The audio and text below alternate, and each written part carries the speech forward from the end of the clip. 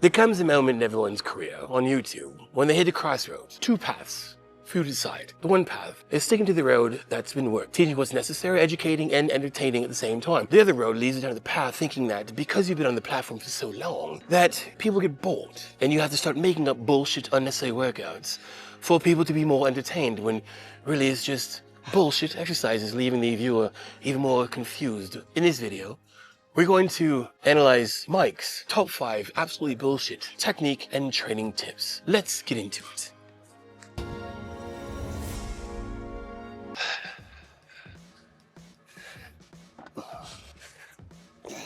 You're wondering, Johnny, flat bench dumbbell press? How's that a bad tip? Only thing we're not doing flat bench dumbbell press. We're doing horizontal bicep curls. Yes, one of the first exercises we're gonna go over today is the most unnecessary movement that I've ever seen in my entire fitness journey and career. Now, a couple things, make sure we do this correctly. You wanna make sure that you take the ass part and incline it a bit to make sure your head is nice and comfortable. Because God forbid we're lying on our back doing bicep curls anyway. So we wanna make sure we lie ourselves back and make sure your head down here, right? And yeah, this already sucks, just saying. So now we're going to do curl. Now guys, the reason why this is absolutely, like, utterly useless is for a few reasons, all right? Now, damn it. When it comes to dumbbell bicep curls, what really works is when you start curling the weight. Because it's a free weight and gravity, and when we're standing, the tension really doesn't start to happen until you start curling a bit. Mind you, there's nothing wrong with that. But we figured out a way, not we, but all of us, meathead gym heads, figured out a way to keep tension on the bicep. So what we did was we inclined the bench so that when you did a bicep curl, at the bottom of the rep, there was already tension. And then when you got to the top, because you're on an incline, there was still tension. That's the whole reason why the incline dumbbell curl was created, invented, evolved. So the reason why the horizontal lying dumbbell curl is useless is, number one, I gotta put my head on the ass part, which is kind of nasty. So just make sure you sanitize. After I do get myself into the position, and yes, there is a massive stretch in my shoulder, in my biceps, but in my shoulder. But when I do the actual rep, remember the whole part of, like, not really any tension happening?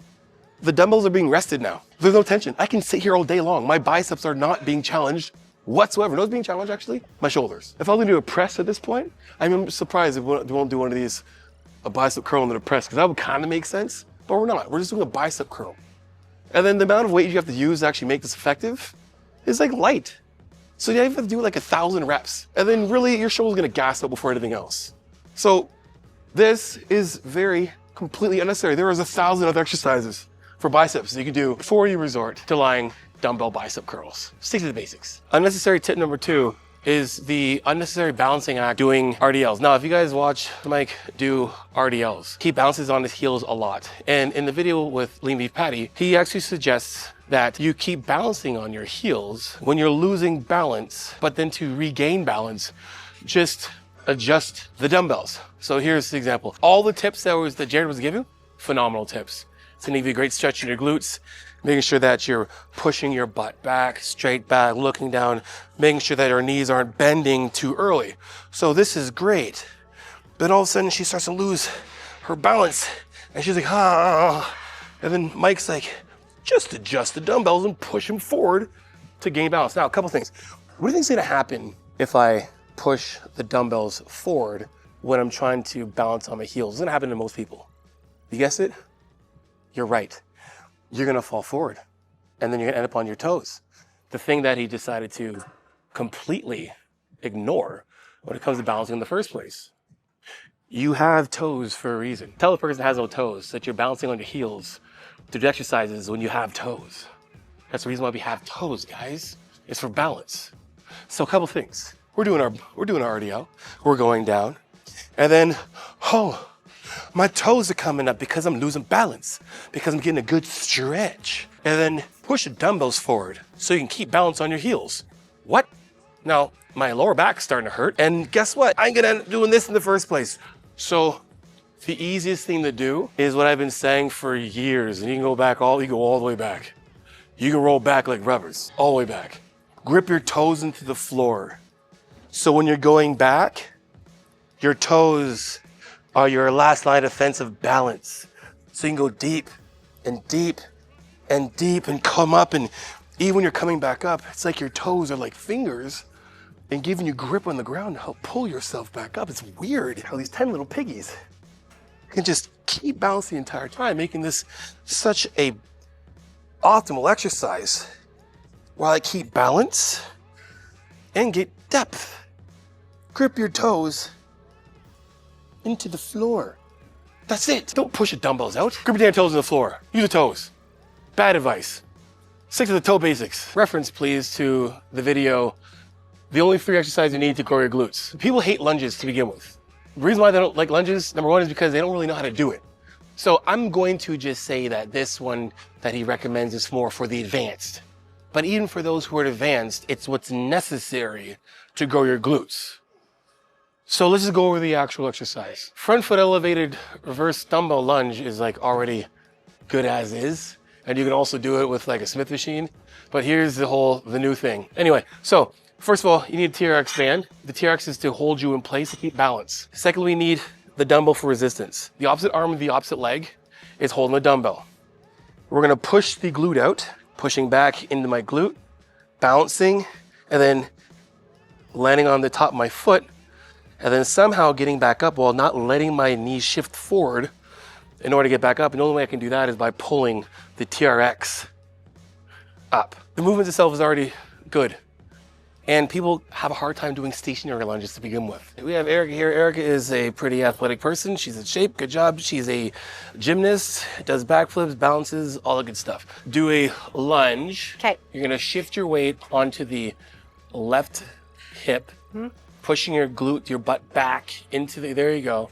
Now, not letting your knees shift forward, but you can still bend over a bit to keep that center of mass or balance a little bit. So you can kind of like look over your toe a bit, but don't let your knee go forward. Good, now we're gonna go back, right? And we're gonna bend that knee because we wanna get that glute to work and then get down on the ground. Perfect, there you go, great. Now, get back up without shifting forward. All right, right. Now do like 6 reps. Okay.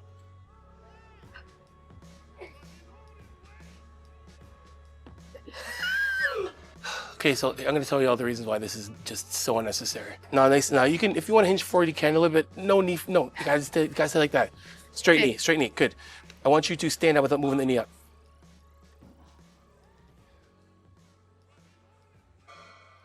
We're supposed to use the front leg. Can't use that back one. No, can't do that either. Keep up straight. What are you doing? Don't move the knee forward. Can't go forward. No, can't do shit. Hold back. There you go. Like this. There you go. Well, however you gotta get up, man, but just don't let that shin go forward. Oh, great, cool. Now come back again. Do me a favor. Now do the same thing, but I want you to just kind of like, push his knee forward a bit. There you go. Now stand up. Oh my God. Now I want you to do the same thing. I want your chin, your knee, your toe to be aligned the entire time while pushing that foot back. And go to the bottom. Awesome. Now get back up. Good. Now do the same thing again, but make sure the top of your foot is on the ground. Top of my foot is on the ground? Yeah, at the end. Good. Now back up. Awesome. Where do you feel that? My glutes. In your glutes. Weird. That's good. Right. Do it again. Okay. Do it again. Hold on. Yeah, do it again. Okay, all the way to the top? Cool. Okay, so guys, the primary mover of hip extension is your glute and hip flexion.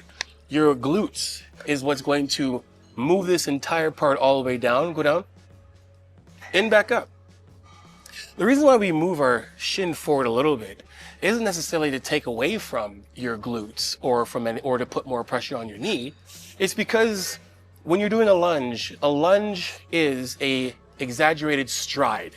So when do we stride? We stride when we run.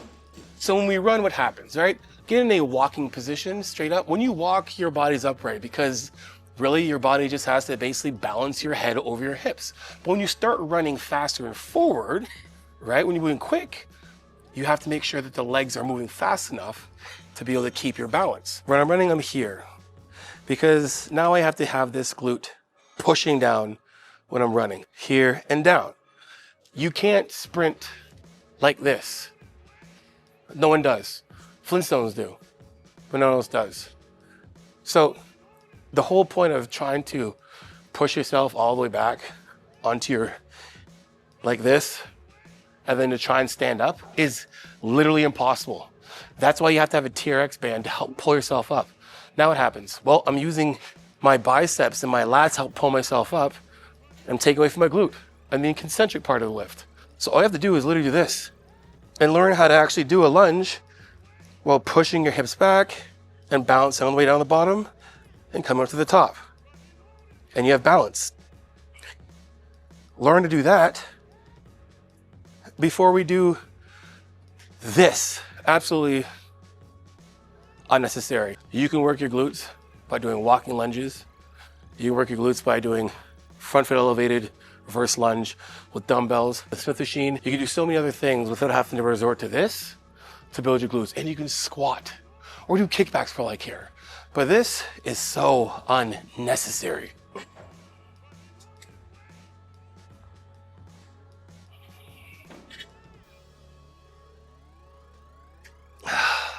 Coaching lateral raises is probably one of the hardest things to coach. Why? Because when people grab things, they think about pulling and lifting with their hands. So we get a lot of this, or a lot of this, or a lot of this. When we just want this.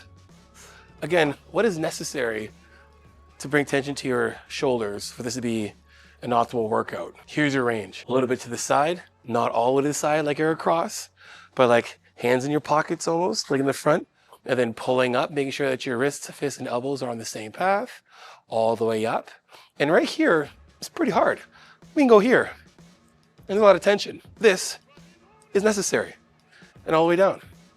And just controlling and making sure that we control the change of direction from here and down, and make sure that we're in a nice linear path and that our shoulders aren't doing this, our hands aren't doing this, or doing this, or doing this, that we're just all the way out and controlling down and back.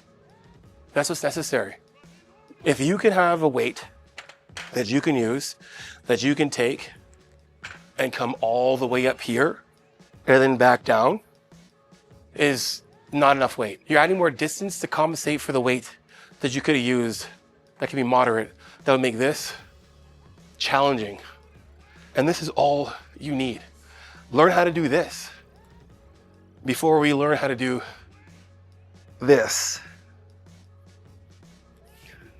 Stick to the basics. So we want to start with the weight out here. We're gonna do traditional fly.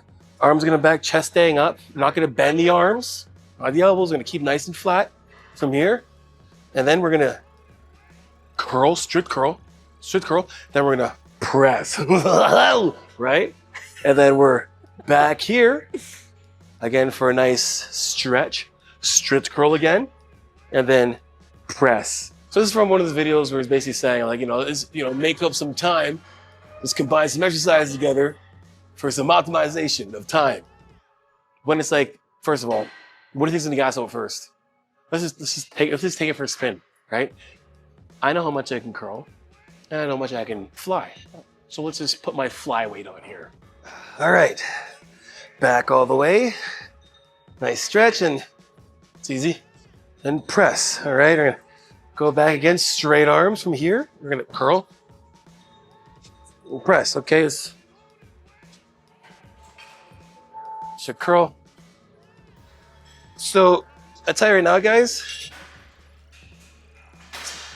the exercise the muscle group that's gonna cheat at this entire thing is gonna be my biceps, because my biceps aren't feeling jack squat at all right now. Why? Well, because we're only working the concentric part or the positive part of the bicep curl, and then we're doing the eccentric part of the actual fly. So I'm gonna be able to curl here all day long because I'm only doing half of the actual movement. And then when I'm actually doing the press, I'm doing a press. And then I'm coming back here, and then my chest is already tired, but my biceps are just fresh. This is like it's just so unnecessary. If you're stuck with time, superset them. I don't need a PhD to understand that. Check this out. 60s is what I need for my flies.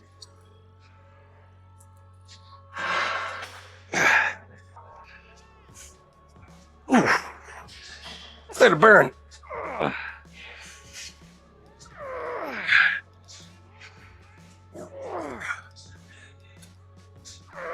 Yeah.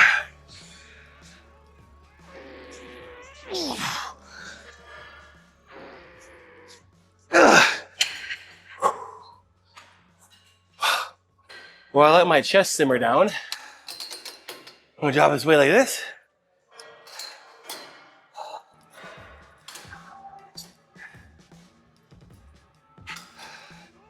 I'm gonna do bicep curls. You know what I'm saying? And now that 60 that I was using before that didn't feel that hard, is a lot harder now because I gotta do the eccentric load of this. So now I'm doing a full rep of bicep curls. And this is getting hard. And then my chair's here, I sit down. Guys, I coach tons of men and women. And when it comes to like saving time, optimizing time, what do? What's the easiest thing to do to save time? What's the answer? Superset thing? Superset. Just superset. Superset exercise. The same amount of time would it take you for to do that bamboozled bullshit, you can do the superset and get way more out of that, splitting them up and still getting the same amount of time. Like, do what's necessary, stick to the basics. Basic lifting fundamentals, basic exercises, basic set intensifiers. Trying to like put all these things together and mishmash a bunch of Frankenstein workouts and techniques and is completely unnecessary. It's just gonna leave you more confused than you were to begin with. Trust me, I get that comment all the time. Johnny, you know how hard it is for me to figure out for myself when I go online? There's so much information out there. Someone's telling you to stay in your head and do a backflip while doing bicep curls, and someone else is telling me that bicep curls are dumb to begin with. It's what works for you. That's enough of that. Rest of the gym here look at me like I'm an idiot. And that last exercise that I did, superset, was actually pretty damn good, so I suggest that. Anyway, guys, hope you enjoyed the video, guys. Until next time, you know how it is. Iron sharpens iron, progressive overload your life. In the meantime, stick to the basics and keep dream chasing. Peace.